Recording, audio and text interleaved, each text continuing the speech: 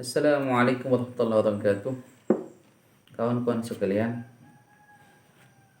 pada umumnya manusia dan khususnya kaum muslimin ini sibuk mencari yang namanya rezeki.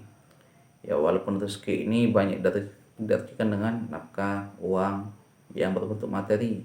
Padahal rezeki itu banyak, meliputi yang tampak maupun tidak tampak, yaitu kesehatan, kenyamanan, ketenangan, itu juga rezeki selain daripada ekonomi. Maka pada pagi hari ini kita akan bahas masalah 13 pintu rezeki. Itu rezeki yang sebagaimana kita pahami adalah masalah ekonomi. Nah, hadirin Allah muliakan, manusia ini diciptakan oleh Allah Ta'ala, dipelihara oleh Allah, kemudian dikasih rezeki oleh Allah Ta'ala. Maka apabila manusia taat pada Allah Ta'ala, rezekinya akan didatangkan dengan mudah. Tetapi sayangnya banyak yang salah faham, menganggap bahwasanya rezeki itu berasal dari dirinya, bukan dari Allah Ta'ala. Sehingga banyak orang yang mencari rezeki dengan mendurhakai Allah Ta'ala. Maka mustahil rezekinya akan datang, akan berkah kalau kita mendurhakai Allah. Karena rezeki datang dari Allah. Oke, sekarang kita akan belajar masalah 13 pintu rezeki. Nah, jadi apa baik 13 pintu rezeki itu, dan semuanya adalah 13 itu apa? Yang pertama takwa, tawakal, sholat, doa, dakwah, ta'lim, baca Quran, zikir, istighfar, silaturahmi, sedekah, menikah, dan bekerja.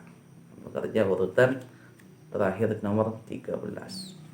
Oke, sekarang kita akan bahas dari masalah dalil dan kisah-kisahnya. Oke, yang pertama adalah takwa. Kunci rezeki, pintu rezeki yang pertama adalah takwa.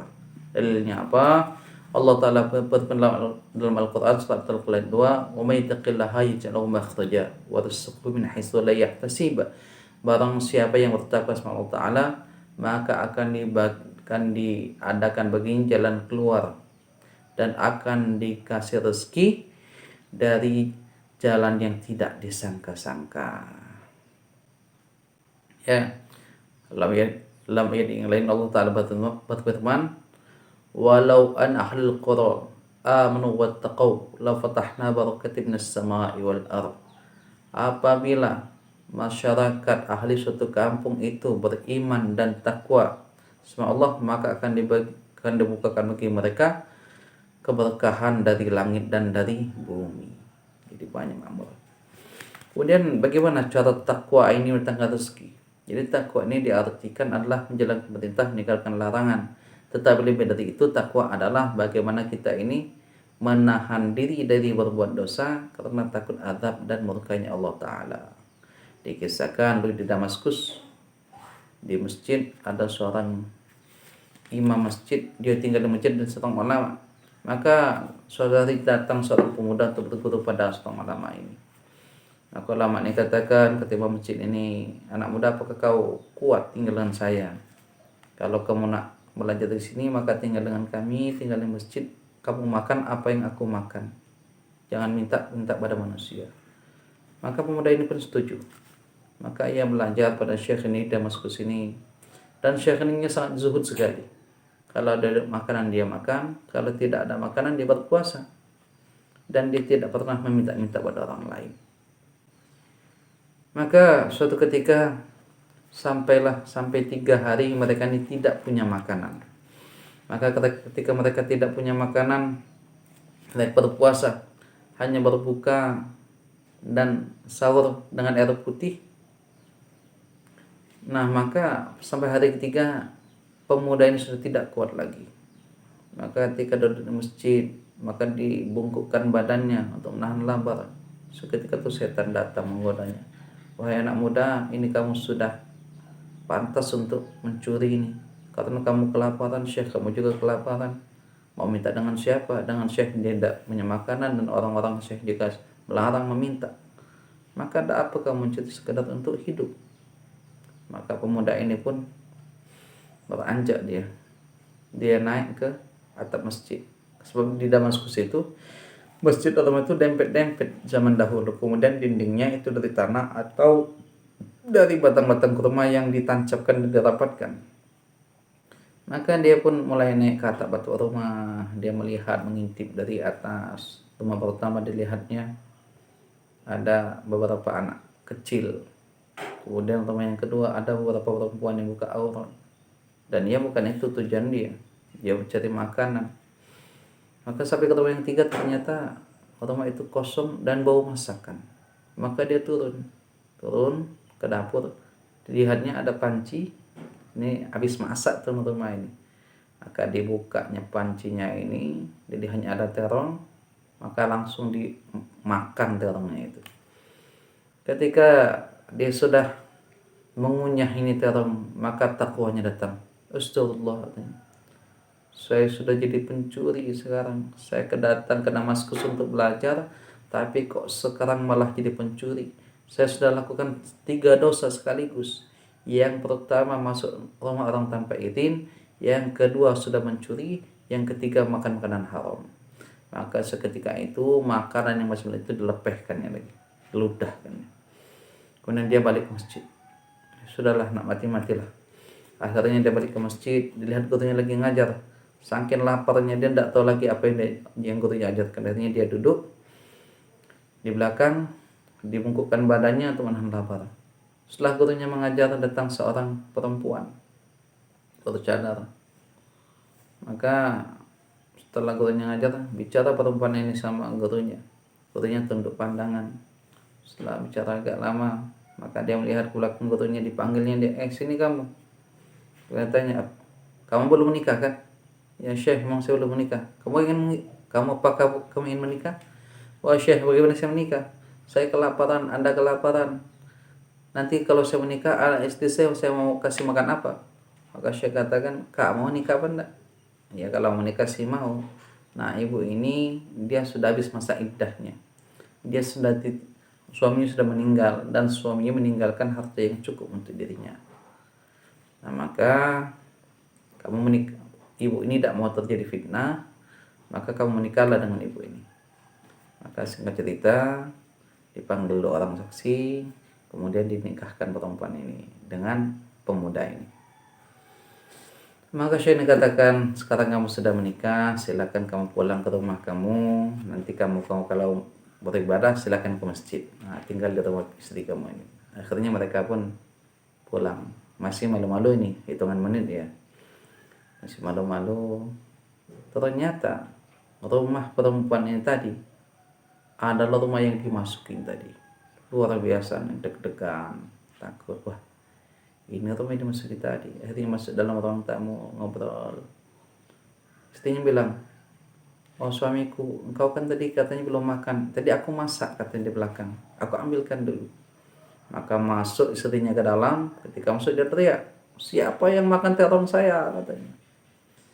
Nah ketika mendengar ini, maka dia katakan, demi Allah. Oh. Ya demi. Akhirnya apa? Laki-laki jelaskan bahwasanya itu memang dia yang makan terong ini. Dia jelaskan tentang kelaparannya. Dia jelaskan tentang akhirnya dia terpikat untuk mencuri. Tetapi dia katakan, demi Allah, katanya, aku sudah muntahkan makan itu karena aku takut sama Allah Ta'ala. Kalau kau tidak percaya, lihatlah, masih ada muntahan itu dan belum kering. Maka apakah kata perempuan ini? Sungguh beruntung perempuan yang memiliki iman, suami yang beriman seperti engkau. Sebab engkau telah mencapakkan sesuatu makanan haram, maka semua makanannya, pancinya, yang masaknya, yang rumahnya, Allah kasih dengan engkau semua. Faman yattaqillaha yaj'al lahu makhraja wa yarzuqhu min haitsu la yahtasib. Barang siapa yang takut kepada Allah Ta'ala, niscaya Allah akan mengadakan baginya jalan keluar dan memberinya rezeki dari arah yang tidak disangka-sangka. Nah itu takwa. Oke, sekarang bab tawakal.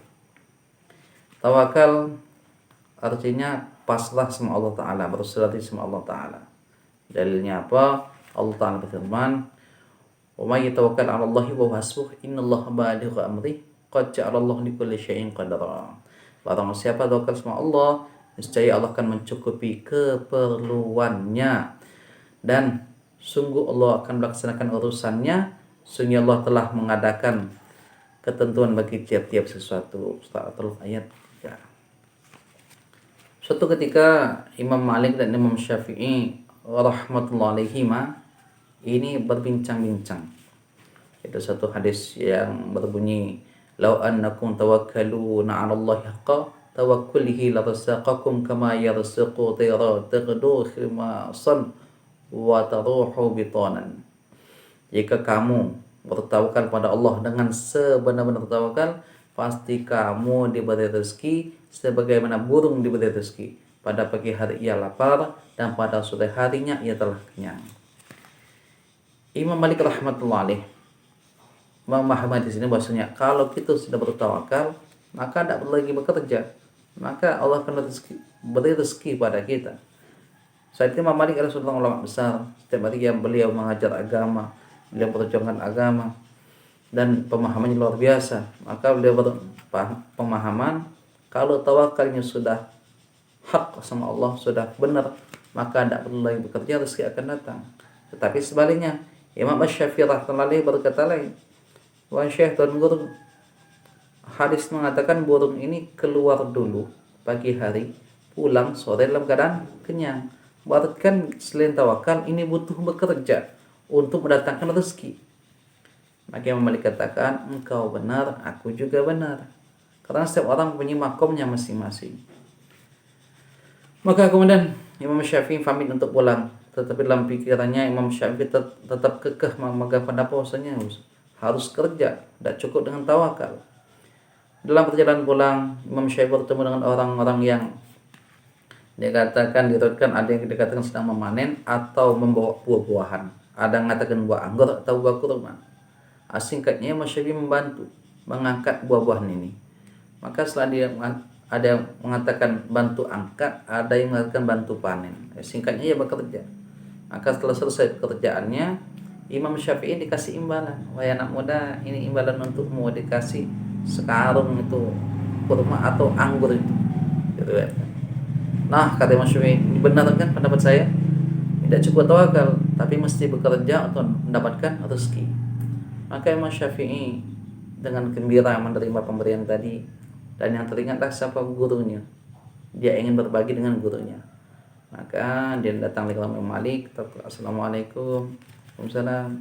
Wahai Tuan Guru, ini ada rezeki yang Allah kasih sama saya. Saya mau bagi dua sama anda. Maka dia bagi dua lah buah-buahan ini. Maka kata Imam Syafi'i, wahai Tuan Guru, ini bagaimana? Jadi kan benar kan apa kata saya?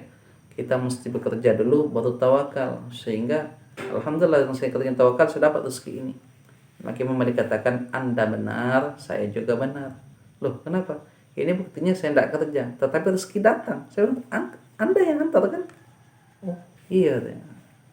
Maka inilah cara tawakal mendatangkan rezeki. Oke, sekian dulu pertemuan ini. Nanti akan kita sambung di pertemuan berikutnya, karena ini ada 13 item. Nanti kita akan bagi dalam beberapa video. Oke. Subhanakallahumma bihamdika asyhadu an la ilaha illa anta astaghfiruka wa atubu ilaik. Assalamualaikum warahmatullahi wabarakatuh.